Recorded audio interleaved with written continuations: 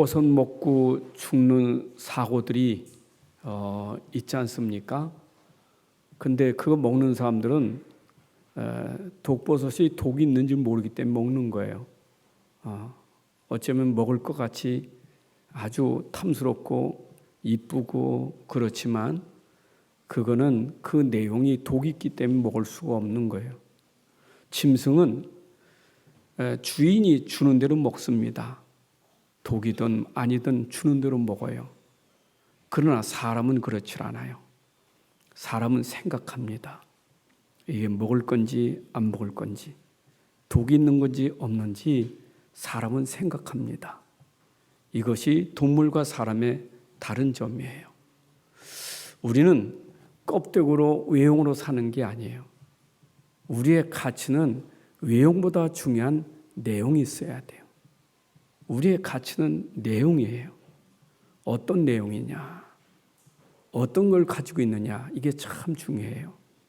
근데 이런 걸 모르면 사람들은 내용을 다 놓치고 그냥 껍데기로 사는 거예요. 겉으로만. 사람은 육신만 있는 게 아니잖아요. 영적인 존재지. 생각하는 존재잖아요. 근데 이런 생각도 못해요. 영적 생각 못해요. 단지 육을 위한 거라면 뭐든지 합니다. 그 사람은 육신적인 사람이에요. 우리 육을 유지하려면 잘 먹으면 돼요. 잘 먹으면 육은 유지할 수 있어요. 또 육이 쾌락을 요구합니다. 언제 놉니까? 지금이 놀 때지. 육은 놀면 돼요. 육은 편안하고 놀고 싶을 때 놀고 먹고 싶을 때 먹고 그러면 육은 유지할 수 있어요. 지금도 많은 사람들이 중요한 내용은 놓치고 이 껍데기, 육신적인 것, 이게 어쩌면 전부예요. 아침부터 온종일 잠자는 시간 빼고는 오직 육신이에요. 내용이 없다니까. 삶의 의미가 없어요. 인생은 내용 있고 의미가 있어야 되잖아요. 의미가 없어요. 이유도 없어요. 사는 이유가 없어요.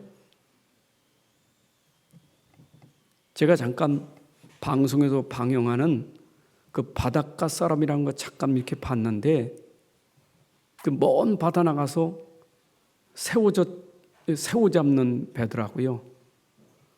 근데 난 그걸 보니까 새우젓 중에 최고 비싼 새우젓이 육젓인데 그 한 드럼이 2,200만 원이래요.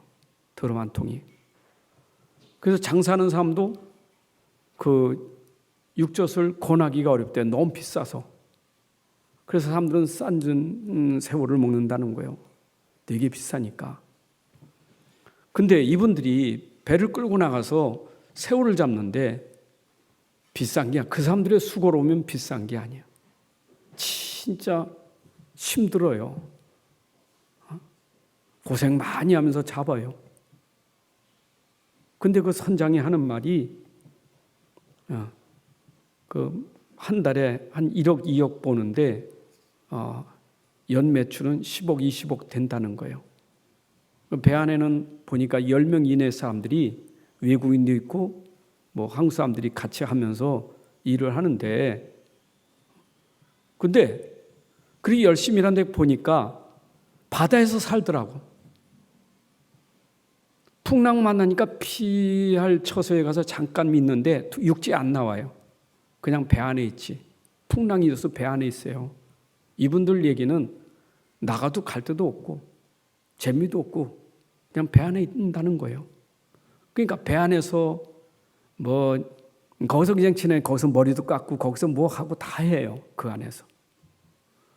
그럼 고기 잡고 새우 잡고 잡은 것은 누가 가지러 가느냐? 육지에 있는 사람 뭐 아들이나 누가 배를 끌고 가서 받아오는 거예요. 받아오면 그거 가지고 장사하는 거고 이 사람들은 바다에서 어떤 때는 몇 달씩 바다에 있는 거예요. 내가 가만히 보면서 야, 저분들이 고생하면서 돈 많이 버는구나. 근데 왜 돈을 벌까? 그건 한번 생각해 봐야 되지 않겠어요? 왜 고생하면서 저렇게 돈을 벌까? 그 돈이 많으면 뭐 했을까? 그것도 없어요. 그냥 돈 많이 버는 게 전부요. 그냥 많이 벌면 돼, 그냥. 여러분 어떻게 생각합니까? 내가 이유가 없고 내용이 없고 의미가 없으면요, 그 다 헛된 거예요. 제가 보니까 얼마나 인생이 그냥 밤새도록 그거 잡고 낮에도 잡고 풍랑만 나는 날이 쉬는 날이라 배 안에 그냥 있고. 인생이요, 진짜 내용 의미 모르면 참 불쌍한 인생이요. 그래서 내가 생각하기는 비대면 시대에 거기도 복음 가진 사람은 배 안에서 메시지 듣고 예배 드리고 돈 벌면 랩런트 키우고 선교하고 그러면 좋겠다 깨달으면. 근데 그게 쉽지 않잖아요.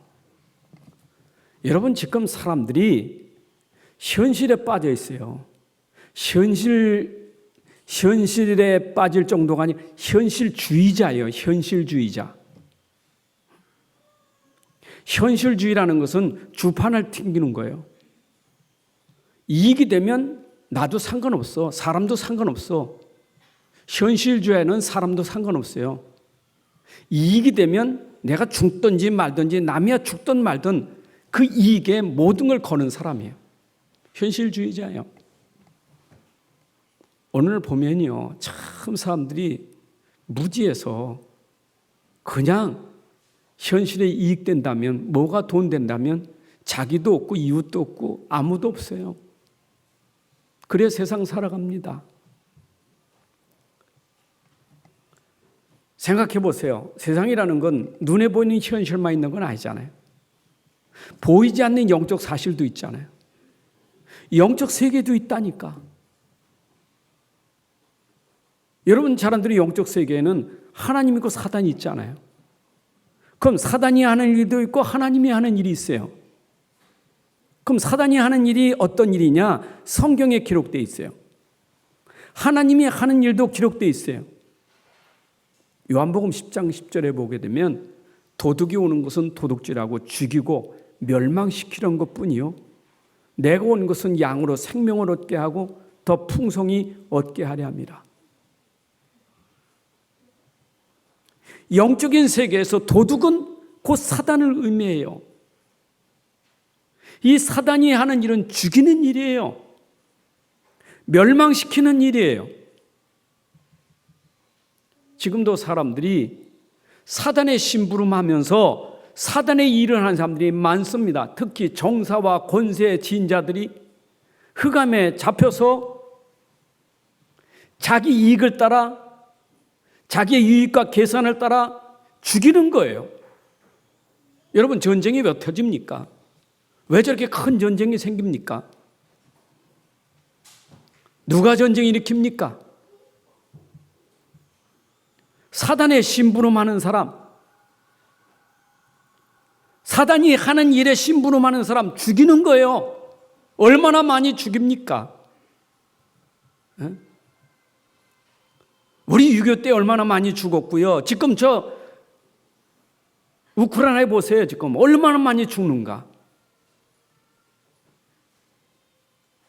하나님은요, 살리는 일을 하셔요. 우리는 하나님의 심부름하는 사람이요. 우리는 마귀의 심부름하는 사람 아닙니다. 우리는 하나님의 심부름해야 돼요. 하나님의 일은 나를 통해서 살리는 일이 하나님의 심부름이에요. 이걸 우리가 복음이라는 거예요.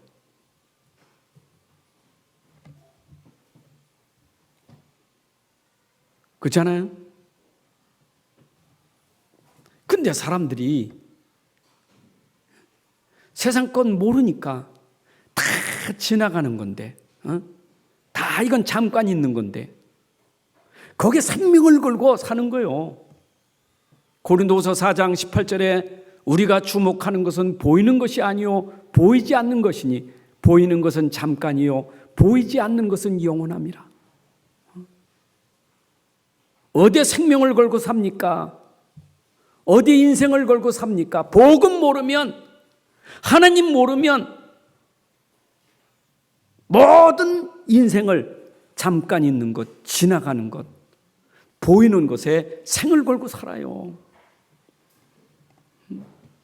불신자는 몰라서 그러 살지만 신자도 복음이 희미하고 복음이 분명하지 않으면 그래 삽니다. 다 지나가는 건데. 지나가잖아요. 여러분 인생 지나가지 않습니까? 세상 거 다 지나가는 거예요. 잠깐이에요.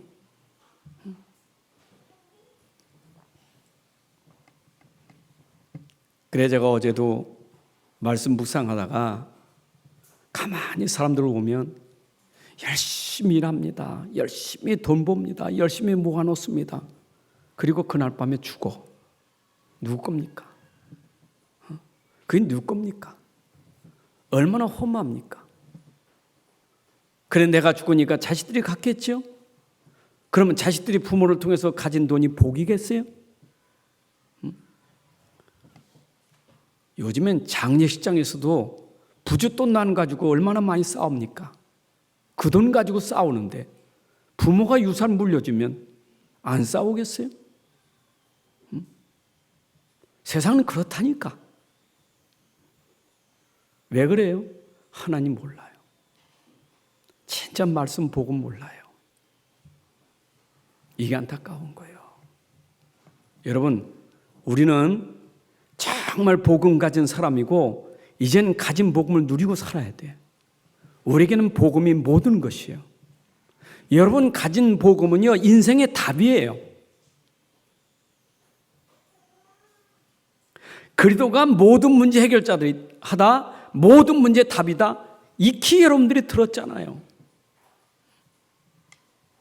창세기 3장 사건의 문제를 해결하는 것은 창세기 3장 15절에 복음은 충분해요. 제가 새벽에도 전달했잖아요. 창세기 3장 문제는 지옥까지 가는 거라고. 창세기 3장 안 없어졌어요. 옛날에 했던 창세기 3장 사건, 아담과 하와가 범죄하여 죄 가운데 빠진 그 저주와 재앙이 끝난 게 아니라 지금도 계속되고 있는 거예요. 아담 안에서. 이거 어떻게 해결해요? 누가 해결할 수 있겠어요, 이거?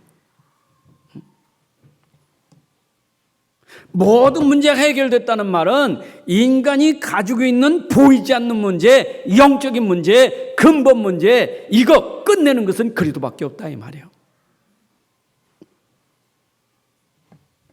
여러분, 답 찾았다는 말은 내가 가지고 있는 돈 문제 답 찾고 갈등하는 문제 답 찾았다는 말이 아니에요.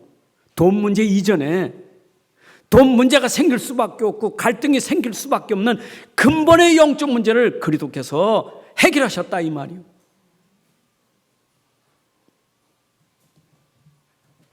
요새 학원 복음반 메시지가 미리 정보가 아닙니까? 미리 안 보입니까? 우리가 미리 안 보이면 안 돼요.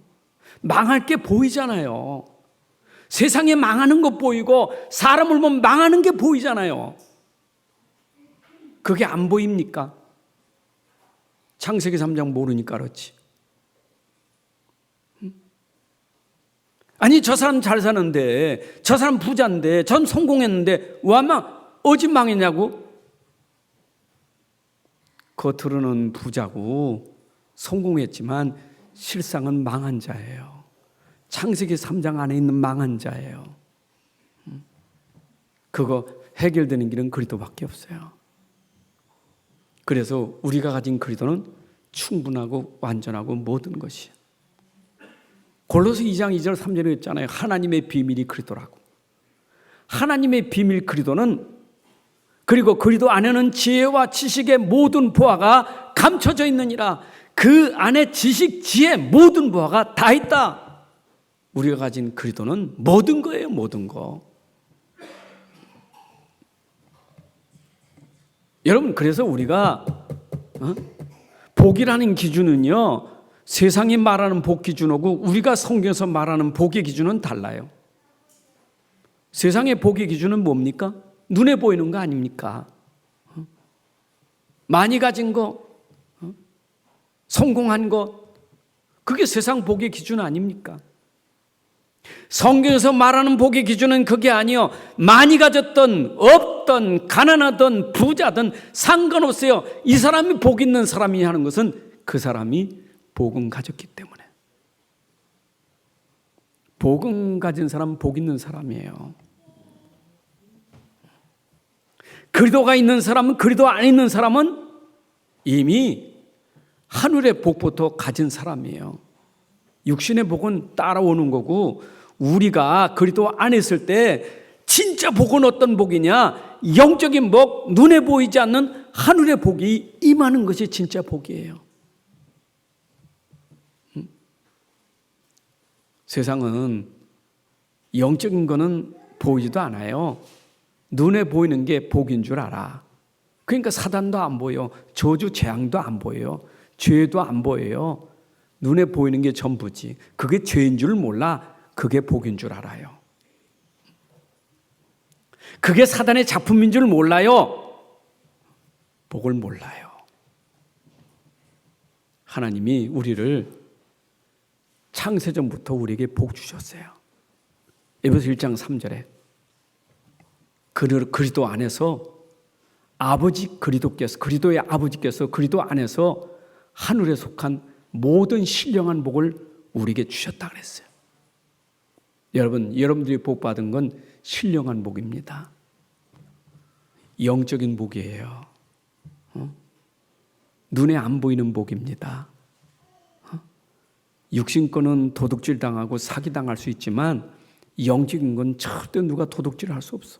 뺏을 수도 없어. 한 번 주신 영적인 복은 영원한 복이에요. 이해되십니까? 이 복을 내가 어떻게 받았느냐? 그리스도 안에서 받았다 이 말이요. 어떻게 내가 받게 됐느냐? 그리스도께서 십자가의 죽으심으로 말미암아 내 저주 재앙을 완벽하게 끊어버리시고 그 안에서 하나님의 복이 하늘과 땅이 소통하는 복을 우리에게 주셨다 이 말이에요. 에베소 1장 7절에 그 은혜의 풍성함을 따라 그의 피로 말미암아 속량 곧 제사함을 받았느니라. 여러분, 제사함을 받지 못하고 가진 건요, 이게 재앙입니다. 죄 가운데서 가진 것은 재앙이에요. 그러나 우리가 급한 것은 죄 사함을 받은 후에 가진 것은 복이에요. 빠져나오고 받아야 돼요. 지금 웅덩이에 빠진 사람에게 먹을 것 많이 주는 게 복입니까? 돈을 안겨주는 게 복입니까? 빠져나오는 게 먼저 복이지. 빠져나오고 얘기해야 되잖아요. 지금 불신자들이 모른다니까. 자기들이 지금 함정이 있는 건 모르고 지금 그 틀에 갇힌 건 올매에 갇힌 건 몰라요. 그런데 그리스도께서 우리를 빼내 주셨다 이 말이에요. 거기서 이게 우리가 받은 복이에요. 여러분, 제삼 받은 복, 구속의 축복 받은 거 감사하셔야 돼요. 그리고 이게 넌 확실해. 너는 진짜 복 있는 사람이요. 너는 진짜 의인이요. 어떻게 우리에게 확실하게 하셨느냐? 성령으로 인쳤다 이 말이요. 성령으로 보증하셨다 그 말이에요. 에베소 1장 13절에 네가 구원의 복음을 듣고 그 안에서 믿어 약속의 성령으로 인치심을 받았으니, 복음 듣고 믿어서 여러분들이 인치심을 받아 성령이 보증해 주신 여러분들이 하나님의 사람이에요. 믿습니까? 그게 에베소 1장에서 우리에게 복이 뭔지를 먼저 설명하고 우리가 현장을 봐야 돼요. 복 받은 사람이 복 없는 사람 보이면 불쌍해요. 영적인 비밀하는 사람이 영적인 비밀 모르는 사람 불쌍해요.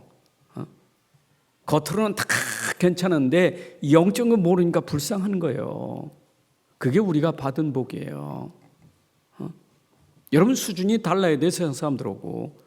세상은 전부 껍데기 가지고 자꾸 차별하고 뭐 위아래 따지잖아요. 하나님 그렇지 않아요. 하나님의 기준은 복음이 있느냐 없느냐 기준이지. 그래서 지금도 사단은 우리에게 자꾸 속이는 게 받은 복은 놓쳐버리고 자꾸 속아가지고 현실, 세상 문제, 육신의 것 여기에 빠져들게 돼 있다 이 말이에요. 이 사단이 속이는 거예요. 어마어마한 복을 받은 하나님의 사람이 세상을 부러워하고 세상 부자를 부러워하고 세상 성공을 부러워하고 말이에요. 불신자가 말이에요. 그렇게 사는 게 부럽습니까? 진짜 복을 몰라서 그렇지. 여러분들 진짜 복을 알아보세요. 진짜 내가 받은 복이 얼마나 큰 축복인지 알아보세요. 안 속아요. 눈에 보이는 거 안 속아야 돼요. 지금도 여러분들 계속 속입니다. 사단은 속이는 게 명수잖아요. 거짓말하면서 유혹하고 미혹하면서 속이잖아요. 어떻게 해요? 눈에 보이는 걸로. 자꾸 눈에 보이는 걸로 속이는 거예요. 보암직스럽고 먹음직스럽고 탐스럽기도 한지라. 그러니까 속는 거예요. 복음 가지고 복음 없는 사람 말에 여러분들 복음 가진 사람인데 복음 가지고도 쏘아가지고 가진 복음 놓치고 누리지 못하고 힘이 없어요. 여러분 가진 복음이 능력이고 그게 힘인데 그리스도는 우리에게 힘 아닙니까? 우리에게 능력이잖아요. 그걸 누려야 되는데 그걸 못 누리고 세상 것 때문에 낙심하고 세상 것 때문에 우울이 오고 세상 것 때문에 잠이 안 오고 스트레스 받고 그건 나예요. 나. 정말 내 안에 복음은 그거 스트레스 안 받아요. 나니까 스트레스 받지. 나는 약해요. 그러나 여러분 안에는 그리스도는 안 그래요. 나른 존재는요 언제나 실수하고 언제나 잘못하고 언제나 우리는 허물도 많아요. 그러나 내 안에 복음은 안 그래요. 여러분 복음으로 모든 게 다 덮어지잖아요. 복음은 능력이잖아요. 오늘 복음 누려야 돼요. 1000번 만번 말해도 복음 말해야 돼요. 그럼 복음 뭐냐? 복음의 가장 중요한 키가 뭡니까? 그게 십자가 사건이에요. 그리스도의 십자가입니다. 여러분 그리스도의 십자가를 지시기 위해서 예수님이 오셔야 되는 방법이 처녀의 몸을 잉태된 거예요. 그 말은 죄가 없어야 십자가 지시고 우리 죄를 다 용서했다고 말할 거 아닙니까? 이게 진리예요. 이게 영적 사실이에요. 이게 복음이에요. 그렇잖아요. 아니 세상에 사람들이 우리 보고 좀 비과학적이라고. 우린 초과학이에요. 비과학이 아니고. 아니 처녀 잉태되어야 우리 죄를 위해서 대신 죽을 수 있는 거 아닙니까? 그래서 예수 십자가 지신 것은 우리가 당연히 십자가에 죽어야 될 건데 예수님이 대신 십자가 지신 거예요. 그래서 십자가 사건은 우리 인생이 가진 문제를 해결하는 답이에요. 십자가 사건은 하나님 만나는 구원의 길이에요. 십자가 사건은 흑암이 무너지는 사건이에요. 십자가예요.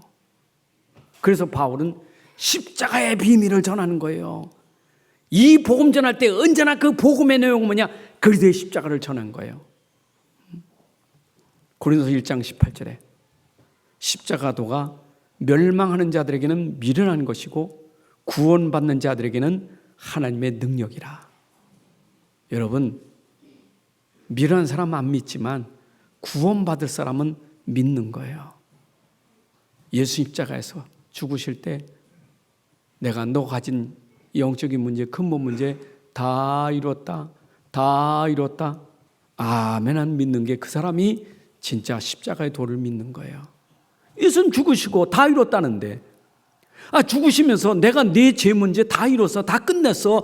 다 끝냈다. 내가 다 끝냈다. 아멘 하고 믿을 때 그 십자가의 도가 구원을 주는 능력이 되는 거예요. 그게 미련하지. 세상 사람들은요, 말도 안 되고. 어떻게 십자가 구원합니까? 그래서 그 증거로 죽으셨다가 부활하신 거예요. 그래서 부활이 없으면 다 거짓말이요. 우리에서 죽으셨다는 그리스도가 거짓말이요. 우리의 믿음도 거짓말이고 전도하는 것도 거짓말이고 다 거짓말이요. 근데 부활 때문에 그것이 우리에게 실제 사실이 된 거예요. 그래서 십자가 죽으시고 부활하셔서 우리 인생 문제 다 해결하셨어요. 아멘. 오늘 이것만 붙잡으면 돼요. 여러분, 이것만 붙잡고 가시면 돼요. 십자가에서 모든 문제 해결하니 그리스도만 붙잡으면 돼요. 그게 능력이에요. 다른 거 없어요. 자꾸 다른 거 생각하면 안 돼. 오직 그리스도, 십자가에서 모든 문제 해결하신 그리스도, 이거 붙잡는 거예요. 이게 복음이요. 66권이 두꺼운 책이지만 이 속에는 그리스도의 십자가를 설명하는 복음이에요. 이거 하나 믿게 하려고 예수님 땅에 보내주시고 고난받고 십자가에 죽으셨다 이 말이요. 내용이 복음이에요. 이 내용이 복음이에요. 그래 성경은 이거 설명하려고 인문을 보내고 사건을 터지고 이스라엘을 선택한 거예요. 이거 설명하려고. 증인의 책이에요. 증인문서. 이게 증인문서예요. 증인들이 여기 기록했잖아요. 우리가 보지 못하고 듣지 못해서도 증인들이 봤다면 믿어야 될 거 아니에요.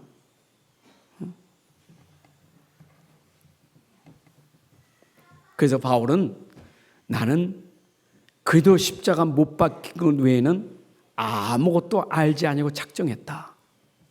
그게 고린도서 2장 2절 아닙니까? 갈라디아서 6장 14절도 그랬어요. 나는 그리스도 십자가에는 결코 자랑할 것이 없으니 그랬어요. 그러니까 바울의 복음은 오직 그리스도 십자가, 이거 외에는 알지 않기로 작정했다. 나는 자랑해도 이거 외에는 자랑할 게 없다. 오직 그리스도의 십자가.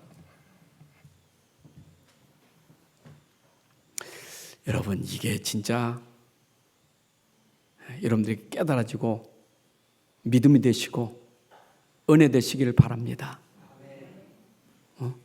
오늘 새벽에 전달된 베드로, 주는 그리스도시고 살아계신 하나님의 아들입니다 고백했지만 그 고백이 자기 속에 각인 뿌리 체질이 안 되니까 고백은 하지만 자꾸 무너지잖아요. 오늘 진짜 고백이 확실하게 체험되는 시간이 되니까 오직 그리스도, 다른 이름은 구원받을 수 없어. 생명 걸었어요. 다시 설교할 수 없으니까 새벽 예배 메시지 한번 또 들으시고 여러분들이 베드로가 붙잡았던 오직 복음, 천하 인간의 구원을 줄 만한 다른 힘 없다. 이거밖에 없다. 그래서 복음 모르는 사람, 복음이 희미한 사람은 뭐가 돼요? 그 사람을 옛사람이라는 거예요. 그 사람은 십자가 밖에서 원수된 옛사람이라. 그러므로 생각하라. 넌 구원받은, 지금 에베소 1장에서 너는 구원받은 사람, 너는 즉 하나님의 사람, 넌 축복의 사람인데, 네가 복 있는 사람인데 생각해봐. 네가 그때 네가 복 받았지만 네가 복이 없을 때, 네가 옛사람이었을 때, 네가 원수였을 때 생각해보자 얘기하는 거예요. 그 말은 지금 에베소 교인들이 구원받아 놓고 복음 가지고 가만히 들어온 거짓 선생들을 통해서 헷갈리는 거예요. 저 유대인들이 말이요, 할례, 이 할례 가지고 무할례자 말이요, 구원 못 받았다고 말이에요. 구원이 아니라고. 그거 얘기하니까 생각해봐. 너 복음 가진 사람인데 네가 복음 가진지 않을 그때 한번 생각해보자. 그때 네가 어땠다고 그랬어요? 참 보니까 육신적인 거예요. 유대인들은 선민, 자기들은 선민이라, 자기들은 할례 받은 사람이에요. 영적인 건 몰라요. 유대인들이 하물며 이방인들이 복음 듣고 구원받았는데 영적으로 모르는 유대인들에게 넘어가가지고 자기들이 구원받아 놓고도 지금 육신적으로 끌려가는 거예요. 그래서 지금 이 말을 하는 거예요. 여러분, 사단의 전략이 뭡니까? 구원 받아놓고도 복음 가지고도 육신적인 것 때문에 속아가지고 또 넘어집니다.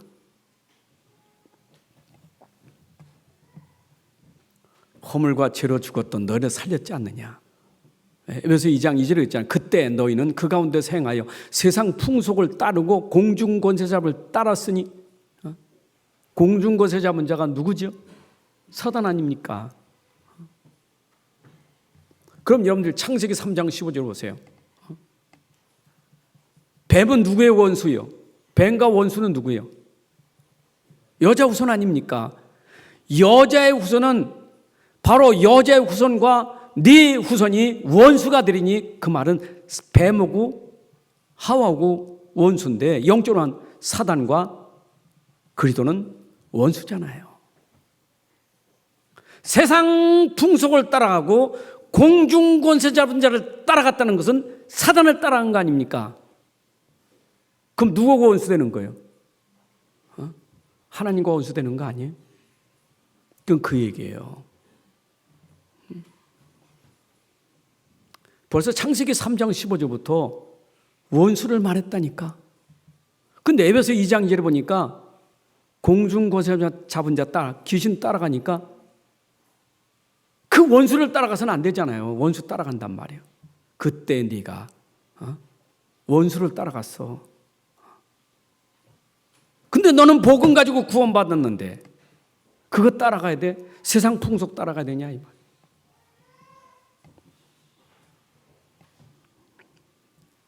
그래서 에베소 2장 11절에 했잖아요. 네가 육체로는 이방인이었, 네가 육체로는 이방인이었어. 그리고 할례 받은 사람들이 너보고 무할례자라고 그렇게 칭했어. 근데 솔직히 말해 봅시다. 할례든 무할례든 믿어야 구원받는 거지, 할례가 구원받고 무할례 구원 못 받는 겁니까? 이방이든 유대든 믿어야 구원받는 거지, 이방인은 구원받고 유대인은 구원받고 이방인은 구원 못 받습니까? 그게 속이는 거예요. 구원받는 것은 할례든 무할례든 상관없어요. 그리스도께서는 십자가에 죽으실 때 할례 무할례 무능해, 능력 없어요. 창세기 3장 해결할 수 없어요. 해결할 수 있는 분은 그리스도밖에 없어요. 이 복음을 듣고 믿어서 구원받는 것이지. 그래서 하나님 떠난 사람을 성경에서 뭐라고 하면 너는 그리스도밖에 있는 사람, 이스라엘 나라 밖에 있는 사람 말하고 있잖아요. 구원 못 받은 사람은 이스라엘 밖에 있는 사람이요. 그리스도 밖에 있는 사람은 언약 밖에, 하나님의 약속 밖에 있는 사람이요. 그러면 그리스도 밖에 있는 사람은 따라가는 게 뭐죠? 육신의 욕심을 따라가는 거예요. 그게 에베소 2장 3절에 보니까 육체의 욕심을 따라 지나가며, 그리스도 밖에 있는 사람은 따라가기 육심밖에 없어요. 육체의 욕심을 따라갈 수밖에 없어요. 그렇잖아요. 우리는 그리스도 따라간다는 말은 그리스도를 우리는 최고의 가치요, 내 모든 것 때문에 따라갈 이유가 없다고. 그리스도 안에 있는 사람은 따라갈 이유가 없어요. 내 안에 그리스도는 모든 문제 해결자고 모든 거예요. 모든 것 때문에 따라갈 게 없어요. 그러나 그리스도 밖에는 따라가야 돼. 그게 복인 줄 알고. 그게 시편 1편 1절부터 3절에 있는 말씀이에요. 복 있는 사람은 죄인의 길 따라가지 않아요. 의인의 길에 서지 않아요. 오만하지 앉을 필요가 없어요. 이미 복을 가지고 있는데 그게 모르니까 따라가잖아요. 육체의 욕심을 따라간다. 에베소 4장 20절에 유혹의 욕심을 따라가는, 썩어져가는 구습을 따라가는 옛사람. 그런데 이 사람의 영적 상태가 어떤 상태가 됐습니까? 소망이 없는 자. 세상에서 소망이 없는 자. 하나님도 없는 자. 영적 상태가 소망이 없어요. 그 말은 절망, 좌절, 낙심, 낭망 그것밖에 없어. 소망이 없어요. 그리도가 없으면요 당연히 소망이 없어요. 왜 그래요? 자기 인간의 한계가 있잖아요. 그리도가 없는데 한계가 있잖아요.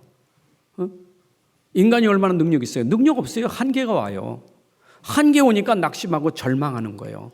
그리도 밖에 있는 사람은 영적 상태가 한계 오니까 소망이 없고 절망하고 좌절할 수밖에 없는 거예요. 그게 영적 상태예요. 그런데 여러분들의 영적 상태가 복음이라면 우리는 절망이 없어요. 그리도 안에서 하나님이 하실 일을 보니 소망이 있는 거예요. 아멘입니까? 그래서 믿음 가진 사람은 소망이 있어요. 믿음, 소망이 있는 거예요. 믿음 없는 사람은 소망이 없어요. 다 낙심이에요. 어떻게 살지? 어떻게 살아야 되나? 누굽니까? 나 아닙니까? 어떻게 살아? 나 아닙니까? 죽고 싶다. 누굽니까? 나 아닙니까? 전부 나 아닙니까? 한계 오는 나 아니에요? 왜? 그리도 밖에 있으니까. 그리도 안 있는 사람은 그러지 않아요. 그게 영적 상태예요. 그래서 얼마나 멀리 갔느냐. 아주 멀리 있던 너희들. 여러분 영적 상태가 멀리 가버렸어. 멀리. 영적 상태. 하나님은 멀리 가 있는 거예요. 멀리. 복음 가지고도 멀리 가 있는 사람. 내 안에 있지. 복음은 있지. 복음인데 멀리 간 사람. 불신앙하는 사람. 여러분 누가복음 15장에 보게 되면 집을 나간 탕자 있잖아요. 아버지 재산 가지고 어디 갔어요? 얼만큼 갔습니까? 얼만큼 갔어요? 탕진하러. 멀리 갔잖아요. 먼 나라 멀리 갔잖아요. 아버지 집 놔두고. 멀리 갔다니까. 그게 고생이에요. 아버지 집이 있는데. 아버지 집에 있으면 되는데. 멀리 갔다니까. 나는 하나님과 함께하는 하나님의 집에 하나님의 사람이고 복음 가진 사람 멀리 가버렸어. 집 나간 탕자처럼. 그러니까 방황하는 거예요. 여러분 요한복음 15장 5절에서 그랬다니까. 너가 나 떠나면 아무것도 안 돼. 집 나가서 아무것도 안 돼. 아버지 집 떠나서 아무것도 안 돼. 다 망했잖아요. 다 망했지. 아버지 집 떠나서. 됐어요. 망했잖아요. 망했다고. 그 비유를 포도나무 가지 비유했잖아요. 가지가 나무에 붙어 있어야지. 가지가 나무 떠나면 죽는 거예요. 죽는 거. 참 예수님은 우리에게 비유를 하시되 확실하게 아주 그냥 확실하게 말하잖아요. 포도나무 가지 얼마나 확실합니까? 여러분 이해 안 돼 그 얘기? 우리 나무 꺾어다가 한번 시험해 볼까요? 얼마나 사실적입니까? 얼마나 실제입니까? 내 말을 떠나서는 너희가 아무것도 할 수 없느니라. 여러분 인생이 말씀 떠나서 복음 떠나서 잘 살 것 같다고요? 처음이야 잘 살지. 집 나간 탕자처럼 마음껏 쓰니까. 아직 힘 있지. 아직 건강도 힘 있고 아직도 돈이 있으니까 괜찮지. 지금 사람들 그렇잖아요. 하나님 몰라도 아직 건강하니까, 아직 내가 돈도 있고 아직 지위도 있고 아직 내가 성공한 모습이 있으니까 괜찮잖아요. 어느 날 깨달아지는 날이 있어요. 말씀 떠나면 결국 다 망하는 거예요. 자, 그런 우리를 하나님이 새 사람 만들어 주신 거예요. 옛사람을 새 사람으로. 고린도후서 5장 17절에 그런즉 누구든지 그리스도 안에 있으면 새로운 피조물이라. 여러분 어떻게 내가 새로운 사람 새 사람 됐습니까? 그리스도 안에서 새 사람이 되었다 이 말이에요. 자, 그리스도 안에서 나는 그리스도 안에, 그리스도는 내 안에, 그리스도와 함께하는 사람. 내 안에 이 복음 때문에, 그리스도 때문에 우리가 새 사람이 된 거예요. 아멘. 그래서 5장 19절에 고린도 5장 19절에 보니까 그리스도 안에 계시사 세상을 자기와 화목하게 하셨다. 우리를 하나님과 화목하게 하셨어요. 그래서 화목하게 하는 방법이 죄를 그들에게 돌리지 아니하고 화목하게 하려고 아들을 십자가에 내어 죽게 하신 것이 우리와 하나님 사이를 화목하게 하신 거예요. 화평하게 하셨다 이 말이요. 예수님의 십자가의 죽으심은 우리와 하나님이 화목되게 하는 길이에요. 근데 이 성경에 처음부터 하나님 떠난 인생들이 창세기 3장부터 하나님 떠난 인생들 아닙니까? 그래서 하나님이 그때마다 하나님 떠난 인생들이 하나님 만나도록 하는 방법이 피의 비밀이었단 말이에요. 제사의 비밀이었단 말이에요. 그래서 구약 때는 얼마나 많은 짐승들이 피를 흘리고 죽었습니까? 그 피로 하나님께로 나갈 수 있는 길을 열어주신 거예요. 많은 짐승들이 그 피제사를 드려야 하나님 만나고 하나님 축복을 누릴 수 있었단 말이에요. 피제사. 그게 아니면 하나님께 갈 수가 없어요. 그런데 구약에 그렇게 피제사 드리던 그 제물이 곧 예수님이다 이 말이에요. 이젠 송아지도 아니고 소도 아니고 양도 아니고 그가 십자가의 제물 되신 거예요. 십자가에서 제물 되신 거예요. 죽으신 거예요. 희생 제물이 되신 거예요. 세례 요한이 그랬어요. 죽기 전에 봤어요. 요한일서 1장 29절에 보라 세상 죄를 지고 가는 하나님의 어린 양이로다. 예수님이 십자가에서 우리 인생의 모든 죄를 짊어지고 가신 하나님의 어린 양 그리스도이십니다. 바울이 했잖아요. 고린도서 15장 3절에 그는 성경대로 죽으셨다. 예수님의 죽으심은 성경대로 죽으신 거예요. 왜? 우리 죄를 위해서. 죽으실 때 마지막 운명이 다 이루었다. 예수님의 죽으심으로 우리 인생의 모든 문제가 해결된 줄로 믿습니다. 그리고 그 결과로 원수되었던 것 막힌 담이 헐어졌다.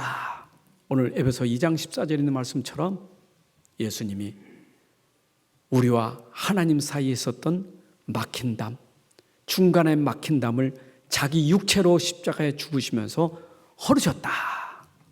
여러분 하나님께로 나가는 길을 만들어 놓으신 거예요. 아멘. 그래서 히브리서 10장 19절 20절에 보니까 예수의 피가 성소에 들어갈 수 있는 담력을 얻겠다. 성소 아시죠? 그 성소에는 아무나 못 들어가요. 피제사들은 제사장만 들어가요. 지성소는 대제사장만 들어가요. 휘장이 있는데 휘장은 아무나 못 들어가요. 그 휘장은 그 지성소에는 아무나 못 들어가요. 거기는 대제사장만 1년에 한 차 피제사들, 자기도 피제사 드리고 그 피를 가지고 들어가서 우리 죄를 용서해야 하나님 만나게 되는 거예요. 그런데 예수님 십자가의 죽으심으로 그 휘장이 쫙 찢어지고 하나님께로 나아가는 살 길을 열어주셨다. 히브리서 10장 20절에 휘장 가운데 열어놓으신 새로운 살 길이요. 그 휘장은 육체니라. 예수 십자가에 죽으신 것이 휘장이 찢기는 것처럼 죽으심으로 하나님께로 나가는 길을 확 여셨다. 아멘. 여러분 이것이 하나님의 사랑이에요. 이것이 하나님의 은혜예요. 요한일서 4장 10절 11절에 사랑은 여기 있으니 우리가 하나님을 사랑하는 것이 아니요 하나님이 우리를 사랑하사 우리 죄를 속하기 위하여 화목제물로 그 아들을 보내셨습니다. 우리를 사랑하셔서 아들을 화목제물로 삼아주신 거예요. 그러니 사랑하는 자들아 하나님이 이같이 우리를 사랑하셨은즉 우리도 서로 사랑하는 것이 마땅하니라. 여러분 십자가는 하나님과의 우리의 사랑, 십자가는 그리스도는 하나님과 우리의 관계를 확 열어놓은 사랑이에요. 하나님과 나와 관계가 회복되는 사랑이에요. 수직적인 사랑. 이 사랑을 받은 사람은 이 사랑으로 수평적인 사랑이 이웃사랑이에요. 그래서 여러분들이 형제 사랑하는 것이 여러분 의도로, 여러분 힘으로, 여러분 노력으로 되는 것이 아니고 하나님 사랑이 있어야 그 사랑으로 사랑하게 되는 거예요. 아멘. 요한복음 21장 15절 18절에 그랬잖아요. 베드로에게 네가 나 사랑하면 그 사랑으로 어린 양을 먹이라 그랬어요. 사랑하지 않는 사랑으로는 사명 감당하지 못해요. 맞잖아요. 하나님 사랑을 알아야 그 사랑으로 사명 감당하는 거예요. 자, 그러면서 유대인과 이방인을 화평케 한 것이 십자가예요. 지금 교회 갈등이 유대인과 이방인의 갈등이에요. 그런데 유대인이든 이방인이든 그 법조문을, 그 율법을 예수 십자가에서 깨트셨다 이 말이요. 왜 유대인, 이방인? 법조문 때문에, 율법 때문에. 그런데 그 율법 십자가에서 성취하셨다 이 말이요. 에베소 2장 15절 18절에 보니까 계명의 율법, 법조문이 이제는 한 사람 그리스도로 말미암아 화평케 하셨다 이 말이요. 법으로 말하면 우리는 이방인 유대인이 있죠. 그러나 우리는 법을 깨트려 버려서 복음으로 말미암아, 율법을 통해서는 될 수 없지만 복음으로 말미암아 우리는 이제는 정죄받지 않고 구원받은 하나님의 자녀가 된 줄로 믿습니다. 그래서 먼 데 있던 너희가 가까운 데 있던 유대인이 각각 복음 안에서 평안을 얻게 됐느니라 그랬어요. 여러분, 우리가 그리스도 안에서 이 평안을 먼 데 있는 이방이든 가까운 데 있는 유대인든 믿는 자에게는 화평, 평안이 그리스도로 말미암아 임하게 된 거예요. 여러분, 평안의 복음이에요. 아멘. 그래서 에베소서 4장 3절에 보게 되면 한 성령으로 말미암아 평안에 매는 줄로 성령으로 말미암아 하나 되게 하신 것을 힘써 지키라. 우리는 한 주, 한 믿음, 한 성령으로 하나 된 줄로 믿습니다. 여러분, 여기는 우리가 분열이 없어요. 차별이 없어요.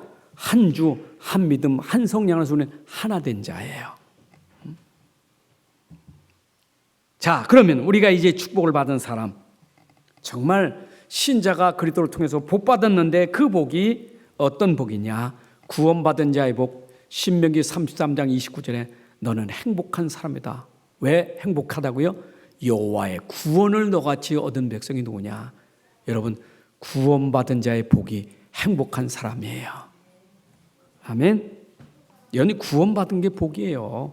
마태복음 5장 3절에 보니까 심령이 가난한 자가 복이 행복하다 그랬어요. 내 안에 심령 안에 그리스도가 임했기 때문에 여러분들에게는 행복한 사람이 되는 거예요.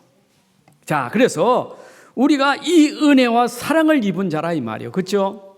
그래서 시편 32편 1절 2절에 보니까 허물의 사함을 받고 자신의 죄가 가려진 자가 복이 있다. 그리고 마음에 간사함이 없고 여호와께 정죄를 당하지 않는 자가 복이 있다. 여러분들은 죄에서 해방받은 복, 정죄받지 않는 복, 참복을 받은 줄로 믿습니다. 그래서 여러분들은 복을 가진 사람이기 때문에 창세기 12장 2절에서 아브라함에게 말하기는 너는 복의 근원이요 너는 복이 될지라. 무엇 때문에? 이 비밀을 가진 자기 때문에 복의 근원이 되는 거예요. 여러분들 복의 근원이에요. 내 안에 복이 있기 때문에 여러분들 가는 곳마다 복을 줄 수 있는 사람이 되는 거예요. 내 안에 복의 근원, 복음이 있기 때문에. 자, 여러분들은 복음의 사람 맞습니까? 하나님의 사람 맞습니까? 디모데전서 6장 11절에 디모데야, 오직 너 하나님의 사람아, 너는 믿음, 사랑, 인내, 온유를 따르라. 하나님의 사람아. 여러분들, 우리는 하나님의 사람, 복음의 사람, 그도의 사람. 그래서 우리는 믿음을 따라가고 온유를 따라가고 사랑을 따라가는 사람이에요. 자, 그러면 그리스도 안에 있는 사람의 정체성은 뭐냐? 에베소 2장 15절이니까 우리의 정체성이 뭡니까? 19절에 너는 외인도 아니여. 이제는 나그네도 아니여. 이제부터는 너는 외인도 나그네도 아니고 너는 오직 성도들과 동일한 시민이여 하나님의 권속이라 그랬어요. 여러분, 우리의 시민권은 하늘에 있는 줄로 믿습니다. 우리는 하나님 나라의 시민이에요. 맞죠? 하나님 나라의 시민이요. 그리고 하나님의 권속이라는 말은 뭐냐? 하나님의 집에서 함께 사는 가족을 권석이라고 말하는 거예요. 우리는 하나님의 집에 함께 살고 있는 가족이에요. 그래서 교회에서는 우리 믿는 사람들 다 그러잖아요. 형제 자매라고 말하잖아요. 아버지 하나님 한 분, 그 안에 자녀들은 다 형제 자매예요. 한 가족 권석이라 이 말입니다. 여러분, 이게 우리의 정체성이요. 하나님 자녀, 하나님의 가족, 하나님 백성. 아멘.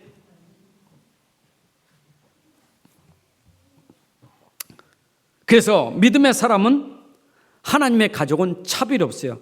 로마서 1장 22절에 보니까 믿음에는 차별이 없어요. 여러분들이 진짜 헬라이든 유대인든 이방이든 믿음에는 차별이 없어요. 우리는 모든 믿는 자는 다 하나님 백성이니까.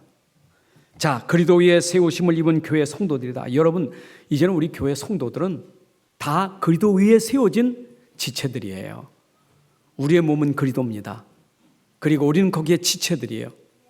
그런데 이 건물의 모퉁이 돌은 누구냐? 그리스도가 모퉁이 돌이에요. 건축자들이 버린 모퉁이 돌, 그 돌이 모퉁이 돌이 돼서 건물이 세워진 거예요. 교회가 세워진 거예요. 그리스도가 바로 이 건물의 모퉁이 돌, 반석, 기초가 돼서 교회가 세워진 거예요. 에베소 2장 20절에 너희는 사도들과 선지자들의 토 위에, 이 믿음의 토 위에서 세우심을 입은 자라. 그리스도 예수께서 친히 모퉁이 돌이 되셨느니라.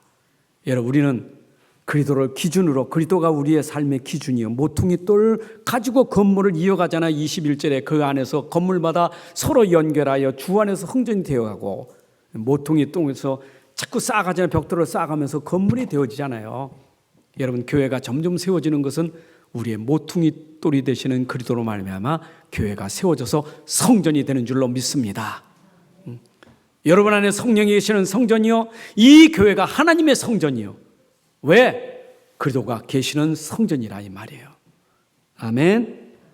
자, 그러면 이제 우리는 결론을 내린다면, 그리스도 안에서 우리가 분명히 복음 붙잡고 속지 말아야 될 게 있어요.